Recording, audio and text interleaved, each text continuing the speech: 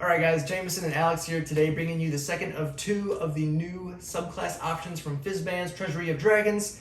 When today we're going to be talking about the Drakewarden Ranger. Yes. So you get a little pet dragon. That's yes. fun to have. That's going to sound familiar. So, yeah. If you're new to the channel, what we're going to do is we're going to go through all the abilities gained in this subclass, and we're going to rate it based on its roleplay value, combat value, and overall class synergy, based on how the abilities gained improve on the base class abilities. That's right. Also, before we get into it, we have our sponsor, which is Parallel Pigment. We have these awesome Beholder minis that we got from them. So yeah, they're painstakingly hand-painted. Definitely some of the highest quality I've ever seen in these custom-made minis on here. So they have added a little texture and stuff there as well to make them nice and unique. And they're all individually painted, so if you buy one, you're not going to get another one someone else has. They're customly made. Support us, support them. Absolutely. Awesome. Also, we have our giveaway for D&D Beyond Players Bundles. So Free make stuff. sure you like, comment, and subscribe down below to be entered in that. Yes.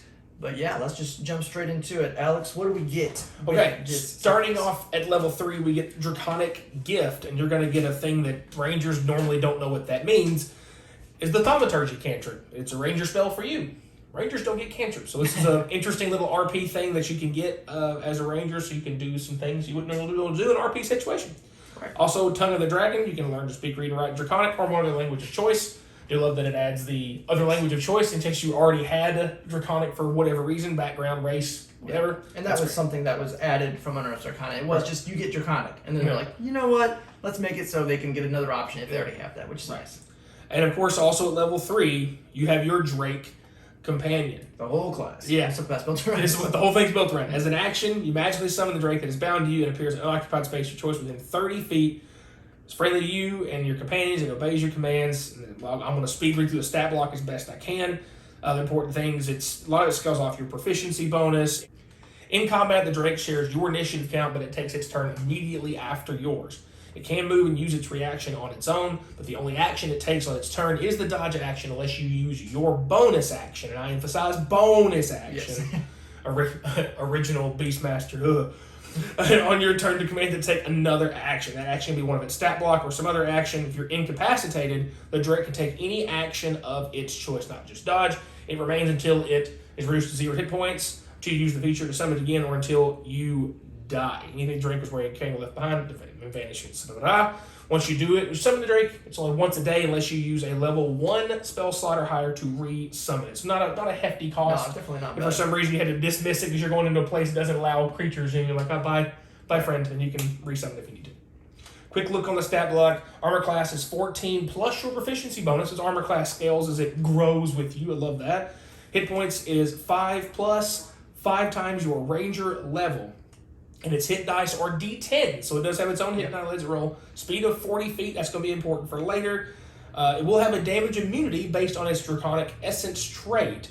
And that essence is when you summon the Drake, you choose a damage type. Acid, cold, fire, lightning, or poison. And that's what it will be immune to. And also the kind of damage it will do with its ability later. Its bite melee weapon attack is +3 plus your proficiency bonus to hit, which will cap obviously at +9 with a range of 5 feet. And it's 1d6 plus your proficiency bonus and damage, so that scales as well. Yep. And the final really cool thing is the infused strikes. When another creature within 30 feet of the Drake that it can see hits a target with a weapon attack, the Drake infuses a strike with its essence, causing the target to take an extra 1d6 damage of the type determined by its Draconic essence. So you summon it, you chose cold. So that means when you fire your bow at something, it uses its reaction to make that bow do an extra 1d6 cold damage. Right. Yep. That's most of what's in the stat block. Yeah, for sure. And the major changes on here, which is not really much of anything, right, is basically in the Unearthed Arcana, the bite attack, it was 1d6 plus proficiency bonus, but the proficiency bonus damage was different. It was 1d6 piercing plus the elemental damage for the bonus action, or the proficiency bonus damage. So instead of doing that, they just simplified it and made it it's all piercing damage. And then they do extra damage later on, which we'll get to just a second. So, speaking of later on, at level 7, we have Bond of Fang and Scale.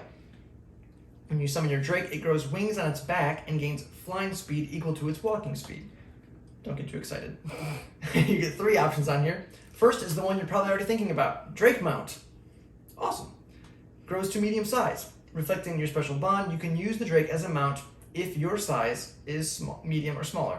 While you are riding your Drake, it can't use the flying speed of this feature. Don't worry, that'll come back around later. Yeah, we'll fix that in a minute. That's one of the changes that was added from the Unearthed Arcana, is that little section in there was not in there at all. Right. So basically they're saying they didn't want people to get a flying mount so early. Right. It's essentially they're just making it like that. Sure. Now, is there a gray area on here? It says you can use it as a mount, but you can't fly on it. So what if you had like a halfling, party member gray area? But definitely, according to as it's written, it seems you're not supposed to do that. Mm-hmm. But DM discretion, of course. Yeah. Anyways, Magic Fang is the other thing you get, which is the additional D6 damage of the Drake's Draconic Essence type. And then lastly, you gain resistance to the damage type chosen for the Draconic Essence. Yeah. Which is interesting and a little strange, because if you pick something, for example, fire damage, it's going to deal extra fire damage and you're going to have resistance to fire damage. So if you're fighting something that's fire, you want the resistance to fire, but then you're dealing fire damage to something that's fire. Yeah. Little awkward, but it is extra damage if it doesn't matter. Yeah, even if it's resistance to fire damage, I think the resistance to fire damage for you will be more impactful to that D6 that rolled a 4 becoming a 2. Right. So that's something to keep in mind. Because resisting 30 fire damage to 15 is much better than dealing a little bit of roasting. Doing 2 less damage. Right. Also at 11, we have Drake's Breath. And I wonder what this is going to do. As an action, you can exhale a 30-foot cone of damaging breath or cause your Drake to exhale it, which I do love. 2 different attack points based on what's helpful for you. Choose acid, cold, fire, lightning, or poison damage. This is also important. Your choice doesn't have to match your Drake's Draconic Essence. So if you chose a Fire Drake, for example, but you know what? He's going to breathe poison breath. Guess what? He sure can. Each creature in the cone must make a dexterity saving throw against your spell save DC, taking 8d6 damage on a failed save, or half as much on a successful one. This damage increases to 10d6 when you reach level 15 in this class. Once used feature, you can't use it again to finish a long rest, unless you spend a spell slot of level 3 or higher. So again, as a ranger, you would cap out at level 5 spells, so you do have some opportunities to do this a couple times if you really want to. But essentially, you get a 30-foot cone and fireball damage before it scales up to a little bit bigger than that. Another note on here one thing I missed on the UA on the level 7 ability is so you could choose swim or fly speed. They just got rid of swim speed altogether, so now it's just fly speed. So yeah, that is something, if you're wondering about that is not in there anymore. And then for this damage, it was in the Unearthed Arcana, 6d6 scaling to 8d6. So they added 2d6 on top extra damage. So there you go, nice little buff on there. Yep. It is a once a day unless you spend a resource to do it again. So buffing that damage isn't, anything wild. Yep. And then lastly, of course, we have what you all came here for. The extra damage from bite is increased again by another d6 for a total of 2d6 extra damage. So it'll be 1d6 piercing and 2d6 of whatever elemental damage. Yep. Plus the proficiency bonus on there. The Drake grows to the size of large, and then when you ride the Drake, it is no longer prohibited from using the flying speed of Bond. There's your flying mount at 15. So there you go. So you can have it as a flying mount, you just have to wait a little bit longer. Yep. And then lastly, we have reflexive resistance. When either of you or the Drake takes damage while you're within 30 feet of each other, you can use a reaction to give yourself or the Drake resistance to that instance of damage. You can use this reaction a number of times equal to your proficiency bonus, regain all uses on a long rest.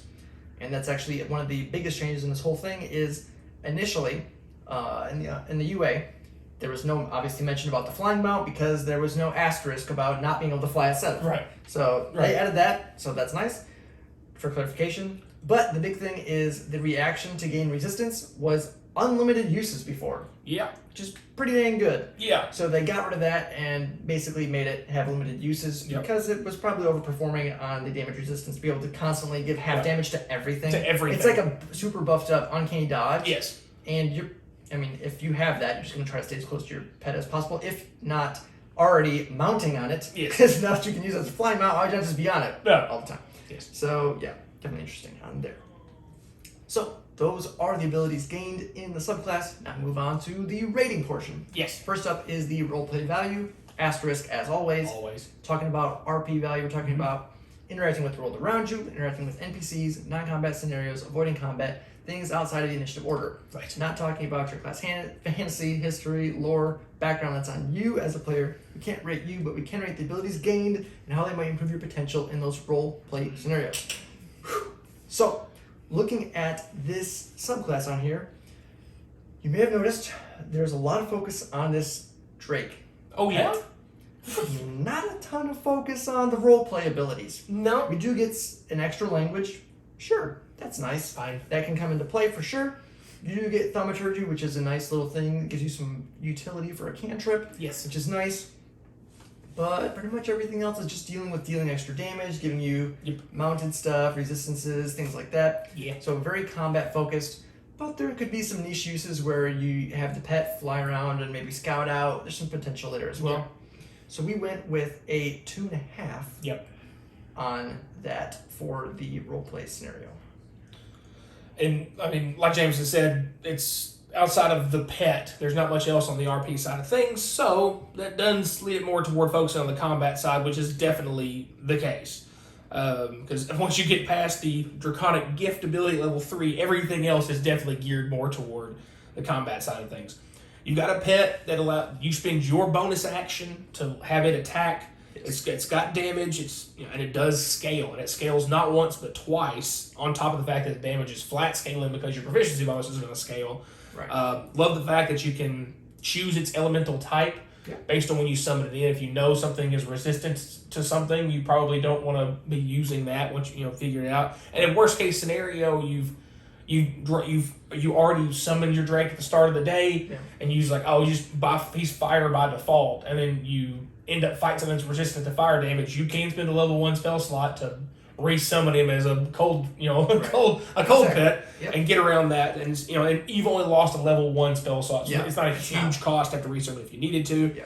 I love the Infused Strike as a reaction, just because that stands out as a unique ability, and either you can help yourself or help somebody else do extra damage. And I'm thinking of just real fun ways you could abuse that. If you happen to have a champion fighter in your group that has a better chance to crit, it's like feed them. Yeah. You can wait for someone to crit. And, as a reaction, and be low percentage things there, but just other fun ways to kind of further abuse that. Letting people roll extra dice is always nice. It's always fun. The sound of them hitting the board is just part of the fun. It's math. It's all this game is, guys. It's just fun math. So the mount, being able to have it in a mount both in combat and for RP purposes is great. The fact that it does eventually scale to being flying in combat, and you can ride it around and be up there it's really cool. It just is swinging away. Or you can really come through, dual wielding swords and cut people. Yeah. There's all kinds of opportunities there for being interesting. Again, the damage scales up. You get resistance to the damage of the Draconic Essence that you choose when you bring it in. So not only are you getting extra damage, you're helping yourself with survivability, as needed there. The breath, the fact that you can center it from yourself or your pet, if you guys aren't on top of each other, if you are spread out for strategic purposes, you can angle that right to get the most effective. The damage scales up again, and you can reuse it with a level 3 spell slot if you've already done it once. If you really want that extra thing again.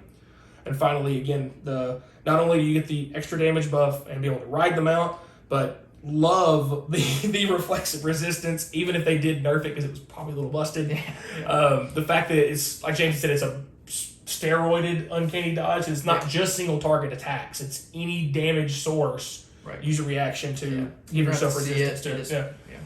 Because whether it's you're getting swiped by a creature or you're getting a fireball thrown at you, you can just choose to gain resistance to it as a reaction. That's pretty cool. Pretty solid to have that. Yes. Score-wise for it, we ended up giving it a 4, because for all the things listed, it helps out with giving you some AoE options, giving you some survivability. You got a pet that can do things. You got multiple sources of damage comes in again, and rogues love extra allies, to help trigger that sneak attack. So for sure, definitely. Then lastly, we have the overall class synergy. Now, the only thing we have here with Rangers is they don't have a whole lot of stuff to synergize with, unfortunately, because of the way the base class is created. So the main things you're looking at are spell slot usage, and I mean, that's pretty much it. Because otherwise, your favored terrain, stuff like that, it's kind of hard to make abilities that synergize with that. But I mean, you could have some arguments for some of that as well. But basically, with this subclass, there is a nice amount of utility that's added through you and the pet itself. You do get the additional option for a pretty solid 3rd level spell. Yeah. To have an AoE option as a ranger, which is great. You don't have a lot of... I would say they don't have a very strong spell list overall, even though they are half-casters. Yeah. They don't have tons of super effective spells. Yeah. For the most part. So this is giving you ways... They got a lot more CC spells and, right. and you know, some terrain altering stuff. Kind of like druid. Yeah, they have a very druid-like character. Yeah. But with that, getting some extra damage options, raising your floor potential, getting those extra attacks with your pet, being able to attack from multiple points can definitely be interesting. One of the things that is a little awkward to me that I'm not a huge fan of is it's maybe a little bit too similar to Beastmaster Ranger. Yeah. Especially after the Tasha's update to it. Yeah. So it's because one of the things Alex mentions a lot is when you make a subclass or something, it's nice to have something that's unique and different and new. And this isn't necessarily that unique, different, or new sound feeling. It's really not. It specifically feels like, okay, if Beastmaster had a subclass of a subclass, this would be it. Right. Exactly. Like I think of like a Totem Barbarian. Like if you did Beastmasters, like if you pick a dragon pet, it gets this. If you pick a bear pet, it gets this. You pick a bird pet, it gets this kind of thing. Yeah. Because kind of like the revised range Beastmaster from Tasha's, like you get like creature of choices, land, sea, or sky. Right. This feels kind of like if the 4th choice was dragon. Right. And I think that might have been the exact point I made when the UA come out with this. I think I might have made that exact point. Now that like, whoa, that's some deja vu, people. I'm sorry. Yes. So all that aside, the utility is nice. Yeah. But we're not getting tons of crazy synergy on here. With not much to start with to really build on. You get the ability to summon a pet for a level 1 spell slot. Okay, and you get your cone version of firewall damage for 3rd level spell slot. So, I mean, that's great and everything, but yeah, sure, whatever. Give it a 3.5 out of 5. All that to say. Yeah, because anytime you get extra damage, uses for your bonus action, and more survivability, that's always just going to help out anybody who gets it, no matter what your class is. So that helps a little bit as well. Yes. But yeah, that's it, guys, for this one. Definitely an interesting subclass, I would say, with the Drake options. Dragons are fun. Stuff. Exactly. Dragons are cool. This game is called Dungeons and Dragons. So, yeah, definitely fun potential. Yes. If you're not using updated Beastmaster Ranger, this is definitely much better than Beastmaster. If you are, then it's still probably better than Beastmaster, but not as much. Yes.